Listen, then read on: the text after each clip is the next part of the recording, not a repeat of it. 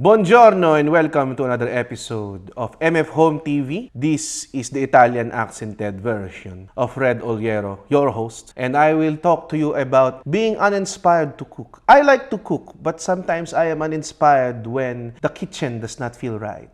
And I know that the kitchen upgrades are very expensive. So I am here to tell you that it doesn't have to be expensive. Or I will show you easy kitchen updates without needing renovation. Va bene. Sa pagsikat at pagtugtog ng araw, mundo man ay tumigil sa pagkanaw. Sa Mandawi Foam lang, Mandawi Foam, Mandawi Foam lang, Mandawi Foam. Paint your cabinets. As we always say around here, paint jobs change everything. If your kitchen cabinetry is already looking kind of old and boring, paint them. And again, you don't have to renovate your whole kitchen or install new cabinets kahit magagawa mo naman siya sa Mandawi Foam customized solutions. Anyways, paint your cabinets with a fresh new color and you'll instantly get a lift. The ambience will be so much better and brighter, making it more enjoyable to cook. Change cabinet hardware. Check the knobs of your cabinets and drawers. They may get rusty, dented, or maybe they just don't fit the whole vibe of your kitchen. Switch them up. Find new ones at the hardware store and install them yourself. It's really easy. Take a look at this before and after. The new knobs really make a big change. Swap out your faucet. Just like the hardware on your cabinetry, the faucet in your sink may also be a bit dated in its looks, and it blocks the potential of your kitchen to look like a mid-century modern dream. Go canvassing for a better faucet, like maybe a stainless steel one with a sleek design, just like this one. See, it makes your sink area look more high-end.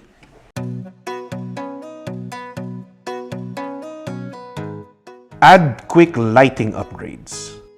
Another tip for a spectacular kitchen is spectacular lighting. And I know medyo hassle mag-upgrade ng lighting because you have to install new switches and sobrang taas ng cost and everything. But relax guys, I'm here for you. And there's a lot of different options for you. If you don't have overhead lights above your countertop, now is the time to get them. Use easy plug-in lights.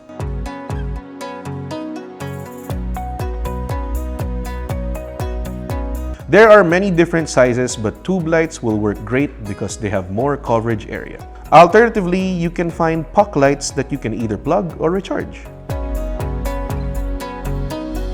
Organize your kitchen cupboards.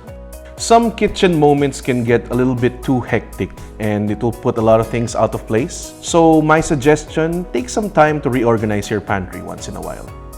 Suyuin mo ang cabinets and drawers mo. Tell them you're sorry na pinabayaan mo sila. A nice method to keep your pantry organized is to use storage baskets. That way, you can sort your food items by group to make things easier to find.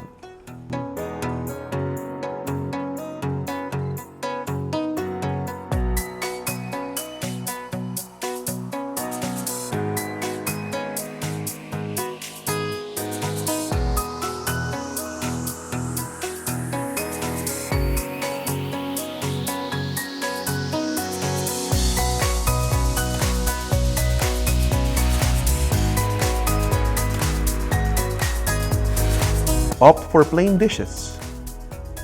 If by any chance you're planning to change out your dishes, go for plain and uniform ones. This will make your kitchen area look less cluttered, believe me. If you can, go for white ones, but otherwise you can try it with other neutral lights or dark.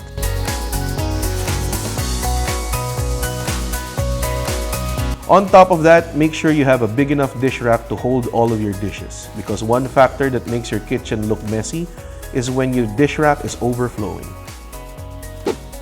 Thank you so much for watching MF Home TV. My name is Red Oliero. Don't forget to click like and subscribe. Check out our Instagram para malaman nyo kung ano ang price na pamimigay namin this month. And also in the comments, please tell us what kind of videos you'd like to see next. Goodbye! See you till the next video! Ito na ang comment of the week.